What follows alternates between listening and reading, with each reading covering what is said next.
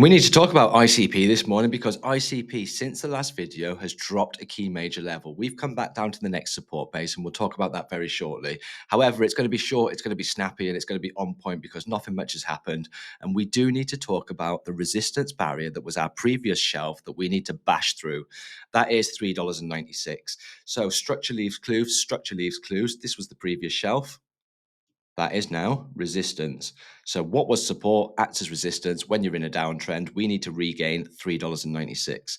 Now, are we overbought? Are we oversold? We'll bring up the indicators and you can see we are massively, massively oversold on the stochastic, massively oversold on the RSI.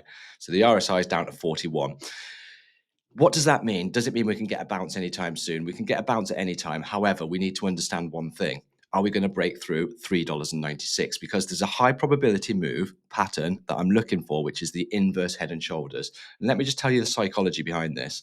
So if you're coming in, we're putting in a lower low. That is followed by a lower high. We're in a downtrend.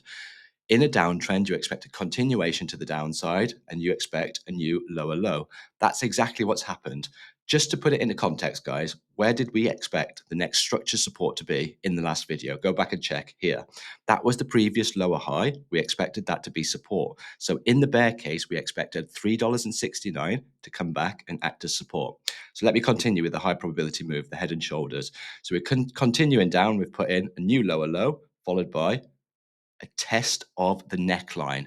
This is the important thing. This is what I'm waiting for. A test of $4.29, which is a 78.6% retracement of this big swing here. So you can see there's the left shoulder, there's the neckline, there's the head. And we want at this point a higher low, a test of the neckline, and a breakout, and you expect an acceleration to the 61.8% retracement of $5.49 to $5.50. So that's what I'm looking for in the short term in ICP. We need to take back $3.96. We need to hold that as support, test the neckline at $4.29, followed by a higher low, breakout of the neckline, and then there's little resistance all the way up to $5.49 on that. So we do need to break through the ceilings. Unfortunately, the floor that we talked about in the last video is now a ceiling. We need to understand that. We need to appreciate that that's a ceiling. We need to understand that until we break through that, there's no chance of us reversing trend. So I'll keep you updated on ICP, guys. Don't forget, subscribe to the channel, and I'll see you guys very shortly.